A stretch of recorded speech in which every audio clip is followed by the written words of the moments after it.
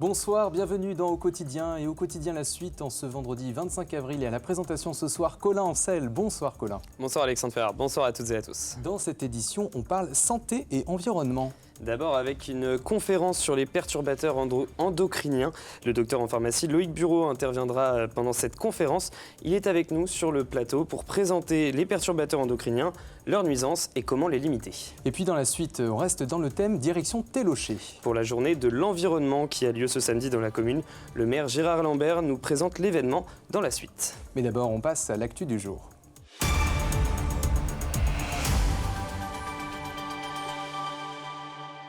Bienvenue dans le journal du vendredi 25 avril avec au sommaire la sécurité à l'honneur pour Le Mans Métropole.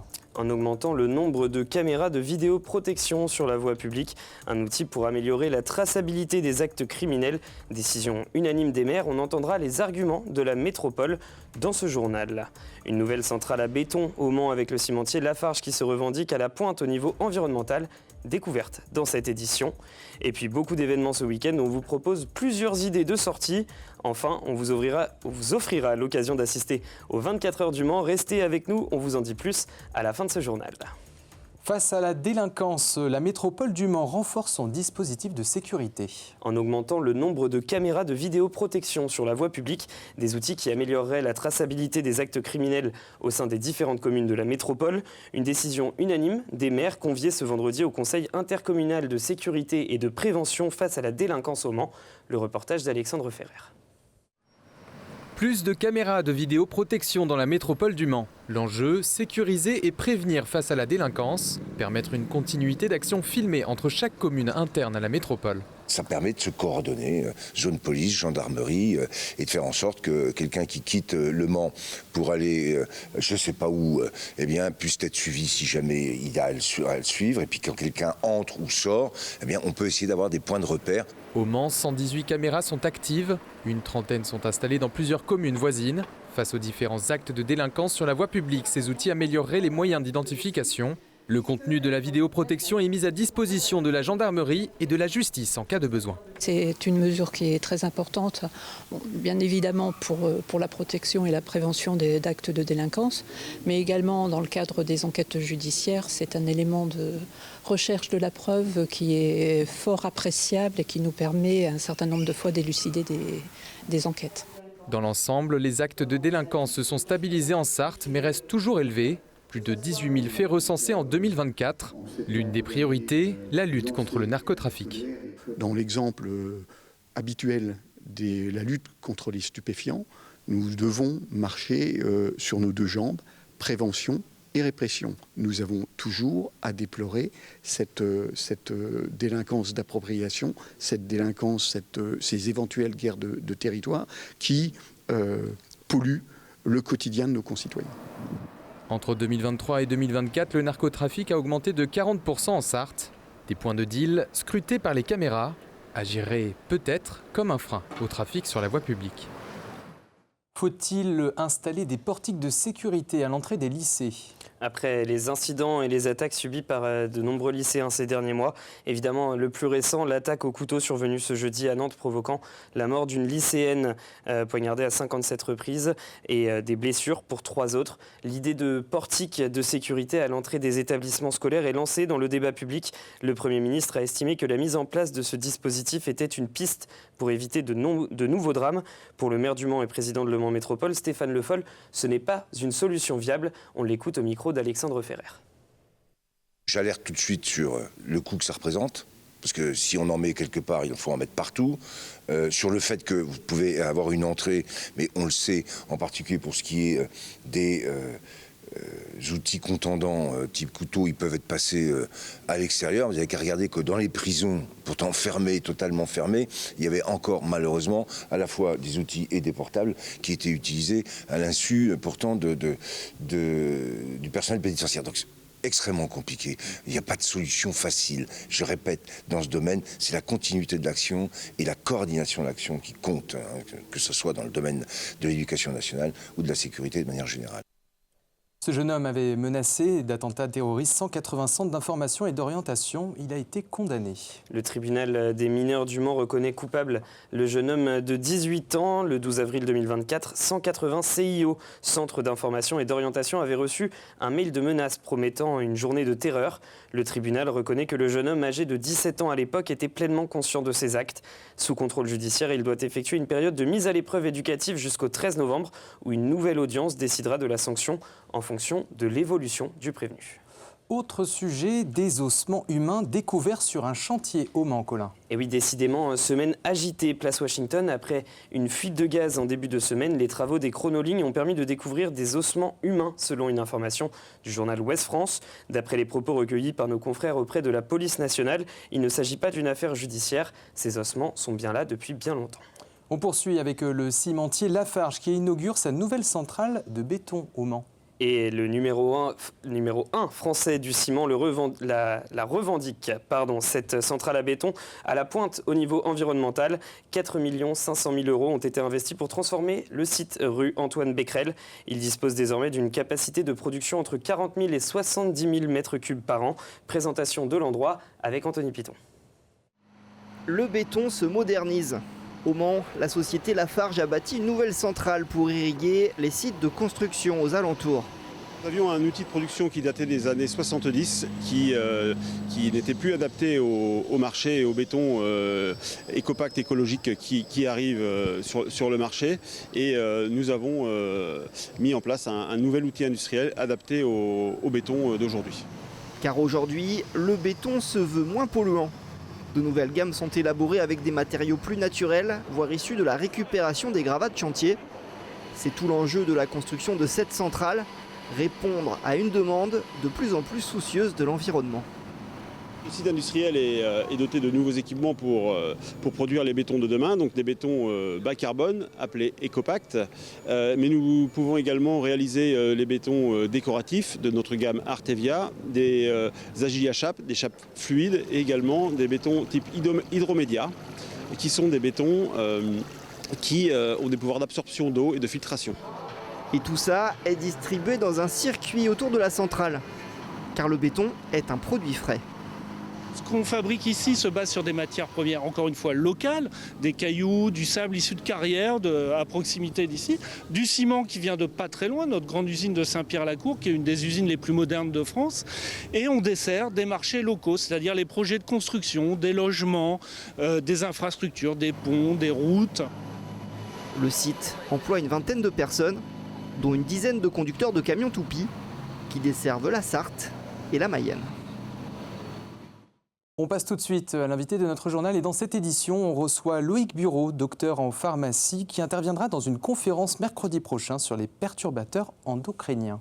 Bonsoir, docteur Loïc Bureau. Bonsoir. Mercredi 30 avril, à la salle des concerts à 18h30 au Mans, l'association Renaissance Environnement Santé organise une conférence nommée Perturbateurs endocriniens, comprendre et agir pour mieux se protéger. Vous étiez docteur en pharmacie et professeur associé de Nutraceutique à Rennes. C'est donc un sujet que vous maîtrisez parfaitement. Alors, une question simple, pour résumer, c'est quoi les perturbateurs endocriniens ? Les perturbateurs endocriniens sont des substances qui ont un effet néfaste sur le système endocrinien, c'est-à-dire les hormones. C'est souvent reconnu sous l'angle des hormones liées à la reproduction, les hormones mâles et les hormones femelles, mais aujourd'hui, les perturbateurs endocriniens touchent bien d'autres glandes endocrines, comme la thyroïde par exemple, ou les corticosurrénales. Et alors, il y a quelque chose quand même qui est très important, c'est que ces perturbateurs, on les trouve partout, dans beaucoup de produits du quotidien. Effectivement, on les trouve dans beaucoup de produits du quotidien. Le traditionnel bisphénol dans les biberons pour les enfants, les nourrissons, qui a déjà été abordé il y a quelques années. Mais maintenant, ce sont les phtalates qui sont des substances plastifiantes qu'on retrouve dans tous les emballages plastiques.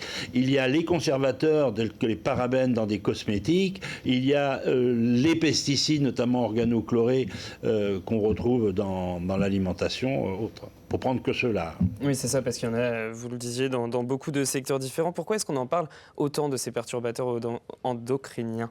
Parce que les conséquences sur la santé sont extrêmement importantes. C'est-à-dire ? Elles sont responsables à terme, après toute une exposition importante durant des années à des grandes maladies. Donc effectivement, la fertilité, les perturbations sur les nouveau-nés, les bébés et les femmes enceintes sont des personnes à risque, mais on trouve aussi maintenant les cancers, des maladies neurodégénératives, par exemple. Nous, sur ce plateau, on a déjà reçu des associations ou des particuliers pour nous parler des risques sur la santé, notamment dans certains cœurs de métier. Est-ce que ces dangers, au niveau professionnel, c'est aussi quelque chose d'assez important ? Tout à fait. Les professionnels font partie des personnes plus exposées que d'autres. Certains métiers, plus que d'autres. Oui, les pesticides avec les agriculteurs, par exemple. Mais on va retrouver aussi les personnes qui vont travailler dans la plasturgie, etc. Alors, on parle aussi d'un effet cocktail, donc le risque sur les hormones de reproduction, ce dont vous parliez tout à l'heure, mais pas seulement, c'est-à-dire que ça s'est élargi au fur et à mesure, ou en tout cas les dangers sont maintenant plus visibles sur d'autres choses. Ces dangers, ils sont surtout plus étudiés, il y a davantage de recherches, et maintenant on met en évidence les relations entre certaines pathologies et ces substances. Vous animerez donc une conférence mercredi avec Nathalie Bonvalot, chercheuse qui est notamment directrice adjointe de l'IRCET, l'Institut de recherche environnement et travail. C'est quoi le but de cette conférence ? Le but de cette conférence, c'est d'informer le public et de lui donner quelques solutions pratiques pour réduire le risque et se protéger. Donc comment ça va se dérouler ? Ça veut dire un petit mot introductif d'abord de votre part ? Oui, alors on a convenu de faire une interactivité, c'est-à-dire il n'y a pas un exposé suivi d'un autre, mais on va jouer un petit peu à la balle, se renvoyer l'ascenseur les uns les autres, entre nous deux, et après avoir exposé ce que c'est, où on le retrouve, etc., la notion de risque et de danger sera développée et quelles mesures pour se prémunir de cette exposition. Alors, on peut pas les supprimer, ils sont dans l'environnement, ils sont partout, on les a par l'alimentation, par l'environnement, c'est de se limiter les risques. Justement, sans dévoiler tous les secrets de cette conférence, est-ce que vous pouvez nous donner un exemple d'une méthode quotidienne qui pourrait permettre de limiter ? Il y en a une toute simple. Beaucoup de gens qui vont consommer des aliments sous forme de portions unitaires ou autres, sous emballage plastique, les mettent au micro-ondes pour les réchauffer. Là, on a un transfert des substances sous l'action de la chaleur. Donc en fait, c'est à éviter. Il faut ouvrir l'emballage, le mettre dans un récipient en verre, en porcelaine et le réchauffer au micro-ondes. Mais pas... Alors, si c'est une fois par an, ça ne pose pas de problème. C'est le fait de le faire régulièrement, donc d'augmenter l'exposition à ces substances. Oui, parce que c'est quelque chose d'assez insidieux, les perturbateurs endocriniens. On ne les voit pas directement venir. C'est des petites doses à long terme. Comment est-ce que vous y êtes intéressé à cette particularité, à ces perturbateurs endocriniens ? Tout simplement par le biais de la nutrition santé sur lequel je me suis spécialisé depuis une vingtaine d'années, et notamment à travers des substances qui font l'actualité, qui sont sujettes à débat, telles que les phytoestrogènes du soja, par exemple, ou encore la vitamine D qui vient récemment d'être mise au banc des accusés. La question de la vitamine D, c'est pas la vitamine D qui pose problème, c'est effectivement autant une hormone qu'une vitamine, mais c'est les doses. Et en fait, les accidents qui ont été observés, qui ont poussé à vouloir classer cette comme substance perturbateur endocrinienne, sont liés à des doses très élevées, qui ne sont pas habituelles. Et on oublie aussi les médicaments et leurs résidus dans les eaux. Oui, et ça, c'est très intéressant. Et si vous voulez en savoir plus, eh bien, vous pouvez vous rendre mercredi 30 avril donc à la salle des concerts à 18h30. Le tarif, c'est de 8 € pour le grand public. C'est gratuit pour les adhérents de Renaissance Environnement Santé, l'association. Gratuit pour les étudiants et pour les demandeurs d'emploi. Merci, Dr Loïc Bureau, d'être venu sur notre plateau. Merci de votre accueil. Près de 300 fidèles réunis ce vendredi soir au Mans. Et oui, pour une messe hommage au pape François, décédé lundi et dont les obsèques ont lieu ce samedi au Vatican. Au Mans, c'est une messe d'action de grâce qui se déroule en ce moment même en l'église Notre-Dame de la Couture. Plus de prêtres que d'habitude dans cette messe célébrée par l'évêque du Mans, Monseigneur Vuillemin, dont l'homélie est axée sur l'héritage que laisse le pape François. Top départ pour l'opération Trait d'Union 72. Et oui, le départ a eu lieu depuis Antares ce vendredi à 14h30. Pendant 3 jours, des sportifs de haut niveau, des associations et des soignants vont se relayer pour un grand parcours de trail en forme de cœur de 472 km pour sensibiliser à la question du handicap invisible. Anthony Archenot est le fondateur de l'association SIM et organisateur de l'événement. Je vous propose qu'on l'écoute au micro d'Anthony Piton. Il y a 472 km si tout va bien, le cœur est prédessiné, les étapes sont faites, il y a 80 athlètes qui vont courir, faire du vélo, nager, faire les deux en running bike, enfin tous les sports sont à peu près représentés et l'idée c'est que là on est parti pour 29 heures non-stop, c'est-à-dire que le cœur court la nuit et donc c'est 2 étapes de vélo principalement et on se donne rendez-vous à Montfort pour l'arrivée à midi le dimanche. Et puis ce qu'on cherche, il n'y a pas de don en fait dans notre recherche, on est 5 associations de malades, ce qu'on cherche c'est vraiment la reconnaissance. Faire parler du handicap invisible est la cause de base et c'est celle-là qu'on maintiendra toujours. C'est important de communiquer et plus on communique, plus on est visible quand on est handicapé invisible.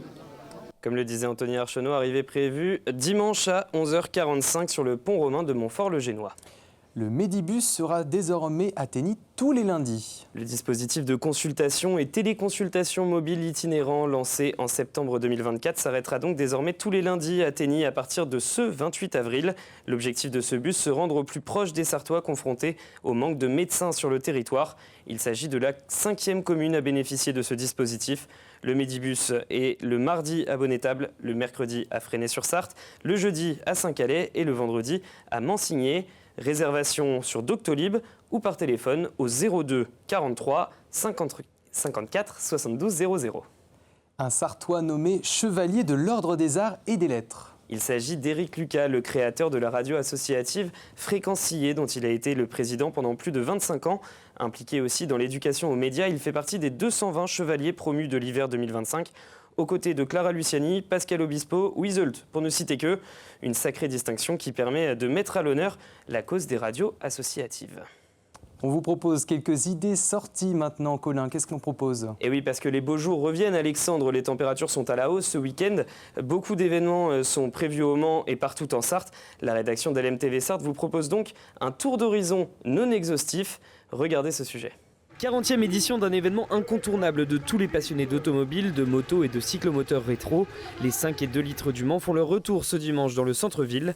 Près de 180 véhicules cette année emprunteront le tunnel Wilbur Wright et le quai Louis Blanc.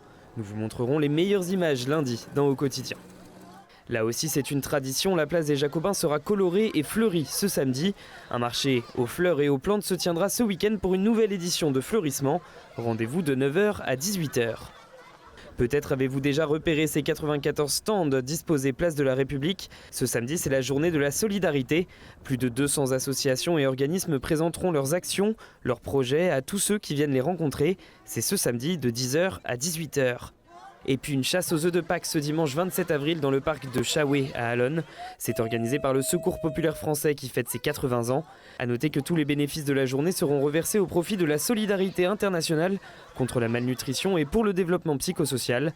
Réservation possible sur le site du Secours populaire de la Sarthe ou sur place.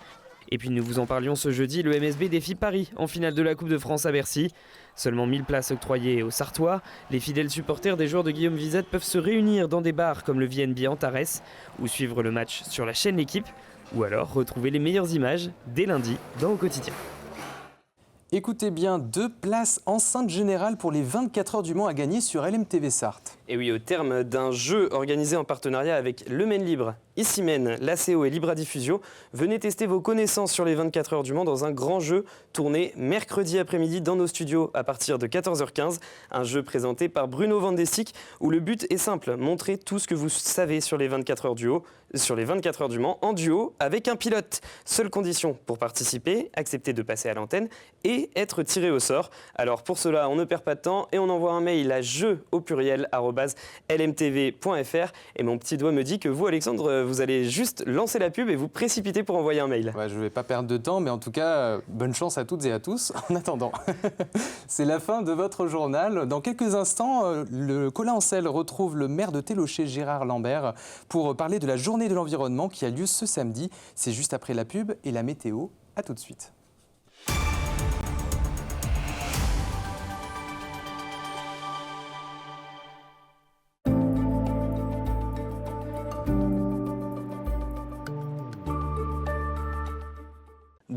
Bonsoir messieurs, dames, ravi de vous retrouver pour ce nouveau bulletin météo. J'espère que vous allez bien, ça y est, petite semaine, c'est enfin le week-end, j'espère que vous allez pouvoir en profiter. Alors pour votre vendredi soir, des conditions météo qui resteront plutôt calmes sur l'ensemble de notre département, mais également sur nos départements voisins, avec un ciel, vous le voyez, plutôt bien dégagé. Côté température, celle-ci évolue entre 13 et 15 degrés, avec 13 degrés du côté de Mamers, comptez 14 degrés à Alençon, ou encore à Siliguium, 15 degrés au Mans, à se partager avec Angers, ou encore pour La Flèche. Pour la journée de samedi, malheureusement, les nuages seront assez nombreux au petit matin, laissant globalement peu de place aux éclaircies. On n'est pas à l'abri également d'avoir peut-être une ou deux petites averses en cours de matinée, donc prenez avec vous votre parapluie, vous risquez d'en avoir besoin. Côté température, au lever du jour, vous voyez, celles-ci seront plutôt douces, comprises entre 8 et 10 degrés, avec 8 degrés du côté d'Alençon, comptez 9 degrés à Mamers, à Laval, ou encore pour La Flèche, 10 degrés au Mans. Pour la suite de votre journée, peu d'évolution avec toujours ces nombreux nuages. Alors peut-être quand même quelques petits rayons de soleil, mais toujours avec un petit risque d'averse. La bonne nouvelle, tout de même, sont ces températures qui vont grimper. Vous le voyez, elles seront plutôt printanières, comprises entre 18 et 21 degrés. On repassera bien au-dessus des normales de saison avec 18 degrés pour Laval, 19 à Angers, 21 degrés au Mans. Pour la journée de dimanche, un ciel plutôt variable avec une alternance d'éclaircies, de passages nuageux, mais des éclaircies qui globalement devraient contrôler le ciel, les températures entre 19 et 22 degrés. Et pour la journée de lundi, vous voyez, le soleil devrait briller assez facilement avec tout au plus quelques petits nuages, mais des nuages qui globalement auront uniquement pour rôle de décorer le ciel et les températures estivales comprises entre 21 et 23 degrés. En ce 26 avril, je vous souhaite, messieurs, dames, de passer une excellente soirée.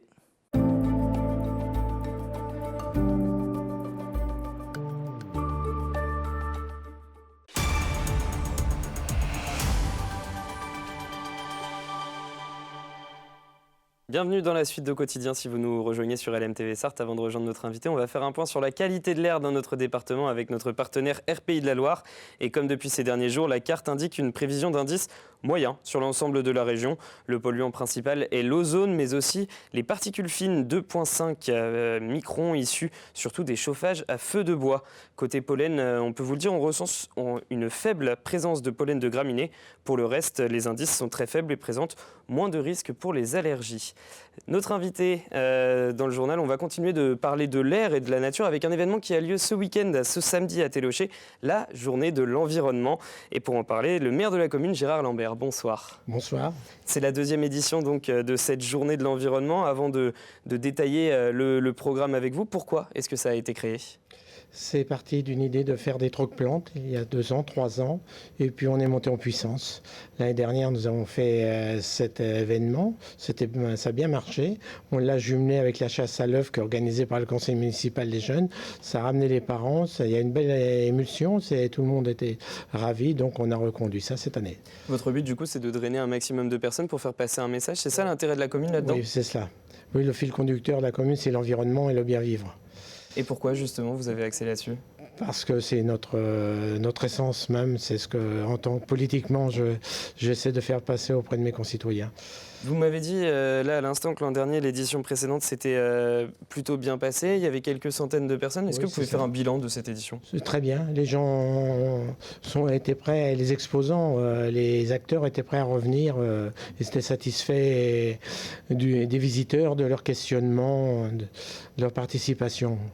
Et vous disiez les concitoyens, leur intérêt, est-ce qu'ils ont apprécié Oui, ils ont apprécié et en plus on se rapproche beaucoup des enfants. On travaille avec les écoles dans le détail du déroulé. Il y a de la pédagogie sur les plantes, sur les animaux. Oui, sur les abeilles notamment. Les abeilles, notamment, on a un super stand sur les abeilles. Là, derrière des vitres, les enfants voient ce que fait une abeille, quoi. Oui, donc beaucoup de pédagogie. Et il y a aussi dans ce format pédagogique, il y a un ramarchage qui est organisé.